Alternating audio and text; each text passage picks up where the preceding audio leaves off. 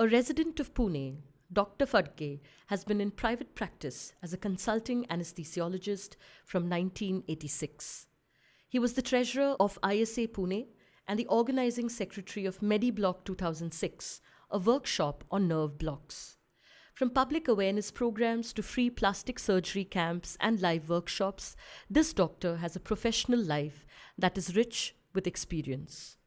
On a non-medical note, Dr. Phadke has completed a certificate course in ornithology and loves photographing birds in their natural habitats.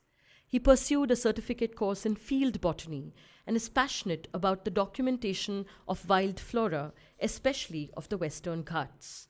In fact, his script of the flora of hills around Pune is almost ready. The moderator of internet group eFlora India, a vast group of over 4,000 members from all over the world. His photographs find place in the Flowers of India website, the Uttarakhand Nature Handbook, and many books including the coffee table work Jivansh, devoted to the flora of Pune. Ladies and gentlemen, please welcome photographer and doctor, Dr. Sathish Mohan Phadke.